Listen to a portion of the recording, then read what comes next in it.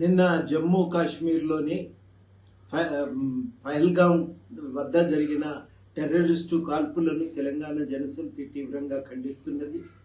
అక్కడ వచ్చినటువంటి పర్యాటకులకు ఏ రాజకీయాలతో సంబంధం లేదు, ఎవరి సమస్యలకు కూడా వాళ్ళు మూల కారణం కాదు. కేవలము అక్కడి ప్రకృతిని ఆస్వాదించడానికి వచ్చినటువంటి వాళ్ళు. అటువంటి వాళ్ళ మీద దాడి చేయటం కంటే ఘోరమైన అన్యాయం మరొకటి లేదు. ఈ దాడిని అందరూ కూడా ప్రజాస్వామికవాదులు, శాంతి కాముకులు అందరూ కూడా తీవ్రంగా ఖండించాలని సందర్భంగా కోరుతున్నా. దీనివల్ల కలిగే ప్రయోజనం కూడా ఏమీ లేదు. ఏ సంబంధము లేని సాధారణ ప్రజలను చంపటం ఏ రాజకీయ లక్ష్యాల సాధన కూడా దోహదపడేటువంటి చర్య కాదు. ఇటువంటి చర్యలను అందరం కూడా ముక్త కంఠంతో ఖండించాలి.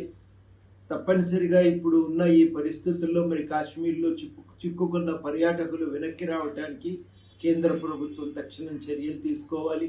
సాధారణమైన ప్రజలు కాశ్మీర్ను చూద్దామని వెళ్ళి ఇలా అక్కడ చిక్కుకుపోయారు. వాళ్ళందరూ కూడా ప్రశాంతంగా వెనక్కి తిరిగి రావడానికి కేంద్ర ప్రభుత్వం తగు ప్రయాణ సౌకర్యాలను కల్పించాలని, విమానాలను ఏర్పాటు చేయాలని ఈ సందర్భంగా కోరుతూ టెర్రరిస్టు దాడులను ముక్త కంఠంతో ఖండిద్దాం. ప్రజాస్వామ్య పరిరక్షణకు, శాంతి పరిరక్షణకు పూనుకుందాం.